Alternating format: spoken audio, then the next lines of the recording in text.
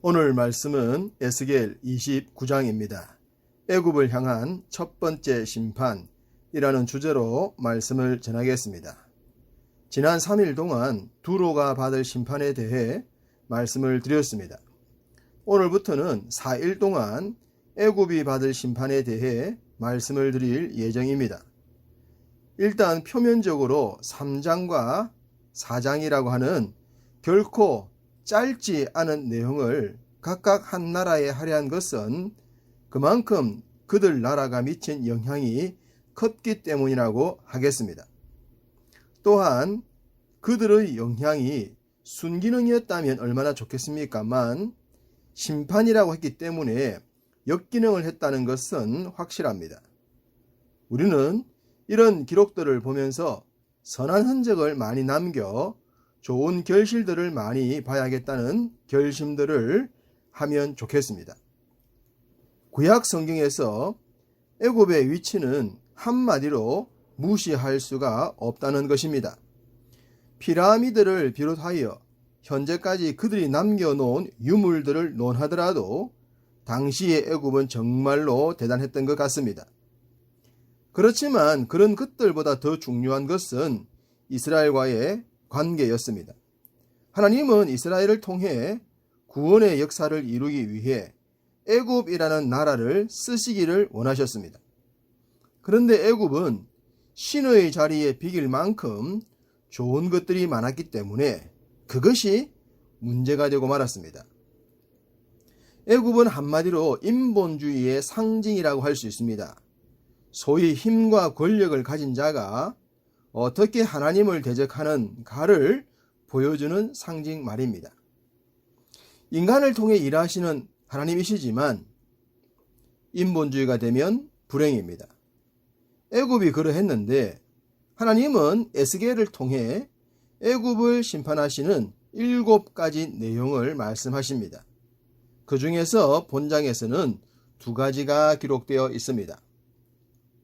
1절부터 16절은 애굽의 황폐와 파멸에 대한 내용이며 17절부터 21절은 느부갓네살에 의한 애굽의 정복에 대한 내용입니다.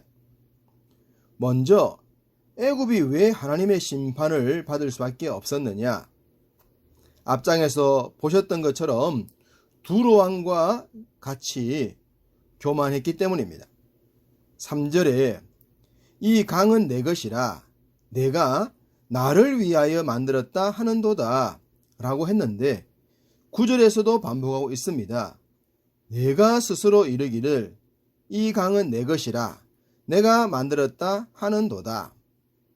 이 강은 당연히 애굽의 나일 강입니다.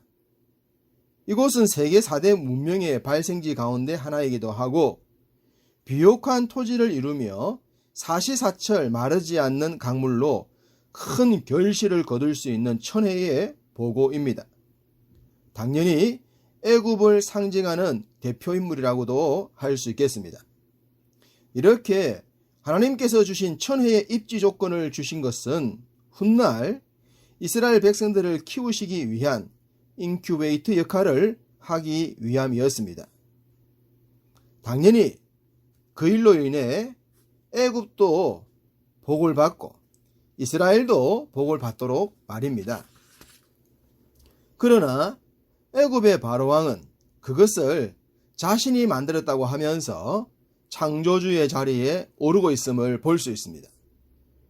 28장 2절에 두로 왕이 나는 신이라 내가 하나님의 자리에 앉아 있도다 라고 했던 것처럼 말입니다.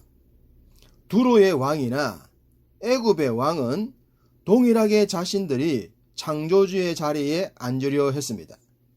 넘지 말아야 할 선을 넘은 것입니다. 하나님은 애굽을 향해 3절에 큰 악어라고 표현하셨습니다. 악어가 오늘날 우리가 알고 있는 악어를 말하는지에 대해서는 불분명하지만 분명한 것은 상당한 힘과 두려움을 지닌 존재라는 것입니다. 성경엔 악어와 함께 애굽을 상징하는 단어가 2개 더 있는데 라합과 리워야단입니다. 이사야 30장 7절 그러므로 내가 애굽을 가만히 앉은 라합이라 일컬었느니라. 애굽을 라합이라고 하기 때문에 성경을 읽을 때 라합은 문맥을 통해 사람인지 애굽인지를 분별해야 합니다. 그리고 이사야 27장 1절 그날에 여호와께서 그의 견고하고 크고 강한 칼로 날렘 뱀 리워야단 곧 꼬불꼬불한 뱀 리워야단을 번하시며 바다에 있는 용을 죽이시리라. 여기서 리워야단은 사탄을 상징하기도 하지만 애굽을 상징하는 단어로 사용이 됩니다.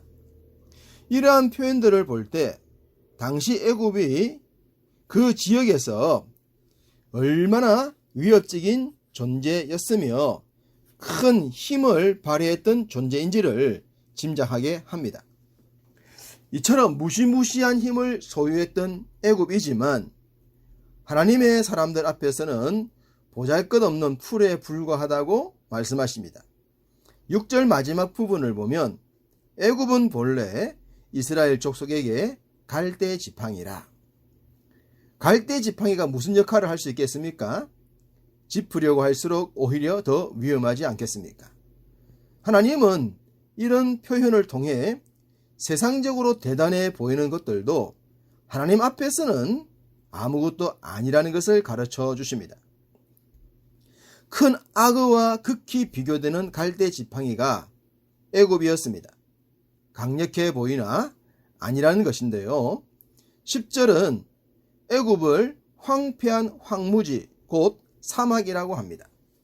나일강을 지닌 천혜의 땅이 황폐한 황무지요 사막이 된다는 것은 어불성설입니다. 한마디로 말이 안 된다고 할 수 있습니다.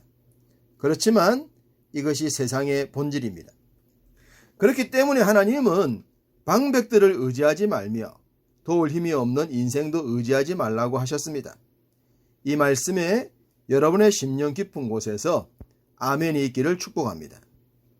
큰 악어와 같았던 애굽이지만 창조주 하나님의 진노 앞에 그들의 자랑거리가 무용지물이었습니다. 12절에 40년 동안 황폐함을 당하고 흩어짐을 당한다고 하셨습니다. 마치 이스라엘 백성들이 광야에서 40년을 방황했던 것처럼 그들도 의지할 곳 없는 나그네처럼 보내지게 될 것이라는 말씀입니다. 이 40년은 상징적인 숫자로 보시면 됩니다. 하나님께 외면당하고 철저하게 버려짐을 의미하는 상징 말입니다. 역사적으로 정통 강호였던 애굽도 결국은 미미한 나라로 전락하고 만다고 하십니다. 자주 말씀드리는 내용인데 BC 609년경에 있었던 세계대전에서 바벨론의 남하 정책을 막기 위해 아수르와 동맹을 맺었지만 결국 바벨론에 패했던 나라가 애굽입니다. 그 결과가 15절입니다. 나라 가운데에 지극히 미약한 나라가 되어 다시는 나라들 위에 스스로 높이지 못하리니 내가 그들을 감하여 다시는 나라들을 다스리지 못하게 할 것임이라. 하나님의 자리에 올라 하나님을 대적한 결과입니다. 어떤 인생, 어떤 나라, 어떤 제국이라도 애굽처럼 행동하면 그 결과는 동일하다는 것을 잊지 말아야 합니다. 18절 후반절을 보시면 그와 군대가 그 수고한 대가를 두로에서 얻지 못하였느니라.